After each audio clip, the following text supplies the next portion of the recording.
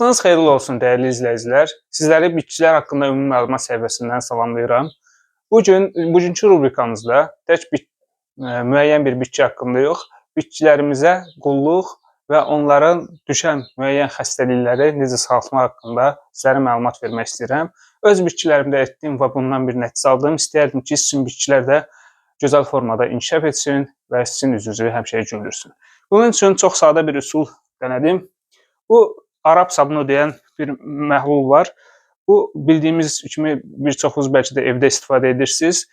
Kimyasal tərkibli deyil, bitkisel bir tərkibli bir sabun olduğu üçün fikirləşdim ki, bunu saç baxımında, istər ev baxımında, istər uşaqların paltarlarını yumağında hər bir şeydə bir istifadə olunan bir şey olduğu üçün və bitkisel tərkibli olduğu üçün fikirləşdim ki, bunun elə bir böyük bir ziyanı olmayacaq və bunu bitkilərimin üzərində bir sınaqdan keçirdim. Və keçirtdiyim böyük bir faydasını gördüm. İstəyərdim ki, sizinlə də paylaşım, nəyi necə etdim və ondan sonra bitkilərim necə canlandı. Demək ki, 1 litr sudur və fikir verirsinizsə, bunun qapağı 3 qapaq, deməli bu sabundan istifadə edəcəm.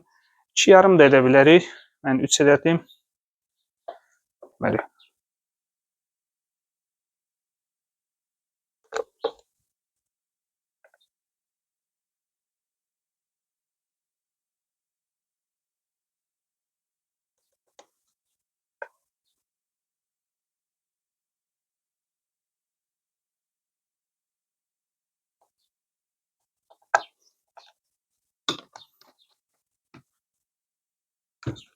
Deməli, inşallah püskürtmə üsullarını əldə edəcəyik. Və bunun qapağını bağlandıqdan sonra yaxşı-yaxşı çalxalamaq lazımdır.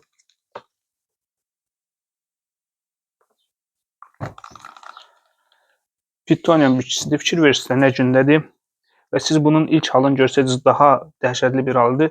Belə bitkini tərk etdiyi halda artıq üzərində ağ bit, biti deyilən bir qurtdur.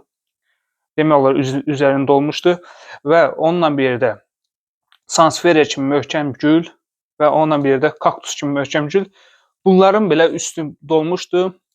Deməli, bundan keçib onlara və onları belə məhv edirdi. Mən fikirləşməzdim ki, bu bitkilərə haçansa xəstəlik edəcək, amma buna baxmayaraq o dərəcədə artmışdı ki, bunları belə məhv eləmişdi. Sadəcə olaraq bir dəfə istifadə eləmişəm dünənki gündə. Bugün isə inşallah ikinci dəfə istifadə edəcəyik və nəticə isə göz qabağındadır. Fikir verirsə, demək olar ki, yoxdur. Yox dərəcəsində də biz isə yenə də profilaktik olaraq vuracağıq. Və bitkisel tərkibli olduğu üçün bitkilərimizə elə bir böyük ziyan eləməyəcək. Bitkilərimizdə demək olar bu xəstəlik aradan qalxanacan istifadə edə bilərik və yenidən haçansa görsək, yenidən elə istifadə edirik. Fikir verirsə, yarpaqların altına da vuracağıq. Sıx olan yerlərin hər bir yerə istifadə edəcəyik, vuracağıq.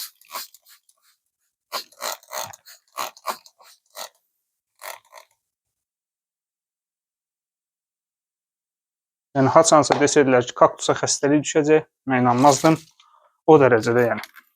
Tək bu xəstəliyi də müalicə etmir. Şirə kimi olan xəstəliklər var ki, bitkilərdə onu da müalicə edir. Bunu müalicə edir, bir çox dənəyimlər eləmişik.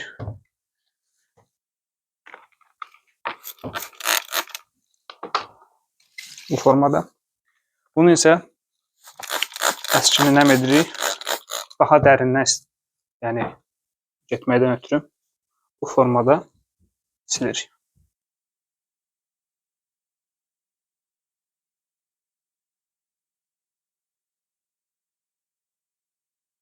Fikir verirsə, sansevieria kimi bitkinin yarpağını nə üzünə qoyub? Necə?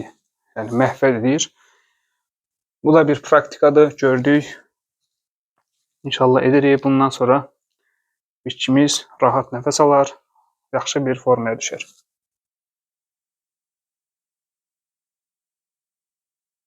Və onunla bir yerdə gövdəsini də əlbəttə ki, gövdəsini və torf hissəsini mütləq formada edəcək. Çünki yumurtaların bəzən orada qoyur.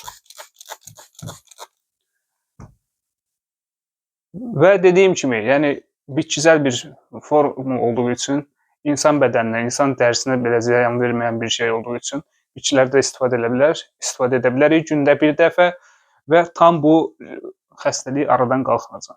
Və yenidən olduğu müddətdə isə yenidən istifadə etməyi tövsiyə olunur. Özünüzdən müğayət olun, sağlam qalın.